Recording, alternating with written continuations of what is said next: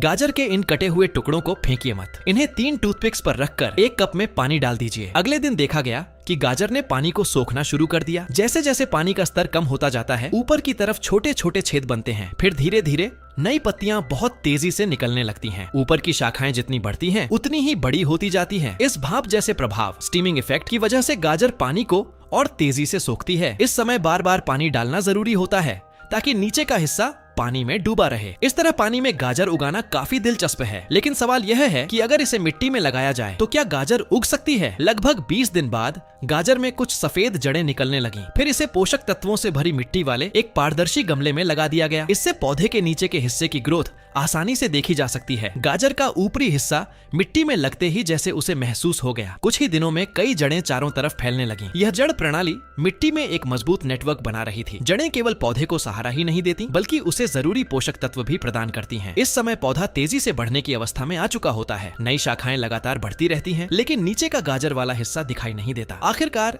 63वें दिन एक गाजर जैसा हिस्सा धीरे धीरे बड़ा होने लगता है। ध्यान से देखने पर पता चलता है कि जैसे ही गाजर की जड़ बढ़ना शुरू होती है, पत्तियों की वृद्धि धीमी हो जाती है और कभी कभी वे पीली भी पड़ने लगती हैं। गाजर का पौधा बढ़ने के दौरान अपने अंदर काफी पानी और पोषक तत्व जमा करता है ताकि खराब परिस्थितियों में भी जीवित रह सके। इस गाजर के पौधे ने लगभग 100 दिनों की वृद्धि पूरी कर ली। जब इसे निकाला गया तो असली नई गाजरें तो बनी थीं, लेकिन वे बहुत छोटी थीं। अब तरीका बदलकर देखा गया। छत या बालकनी पर स्वादिष्ट गाजर उगाने की विधि। सबसे पहले जरूरी सामान तैयार किया गया। कुछ प्लास्टिक बैग, गाजर के बीज, एक छोटा कटोरा और छेद करने के लिए एक डंडा। फिर पहले से तैयार जैविक और गीली मिट्टी को प्लास्टिक बैग में भरा गया। ध्यान रखा गया कि मिट्टी बहुत कड़ी न हो, वरना गाजर सही से नहीं बढ़ेगी। इसके बाद बैग को लकड़ी के सहारे रखा गया और नीचे छेद किए गए ताकि पानी निकले और हवा का संचार हो सके। अब गाजर के बीजों को मिट्टी में बोया गया। ध्यान रखा गया कि ज्यादा बीज न डाले जाएं, क्योंकि बाद में कमजोर पौधों को हटाना होगा। बीजों के ऊपर हल्की मिट्टी डाली गई और पानी डालकर उसे नम किया गया। अब बस इंतजार करना था कि बीज अंकुरित हों। इस दौरान मिट्टी को नम रखना जरूरी था। 18 दिन बाद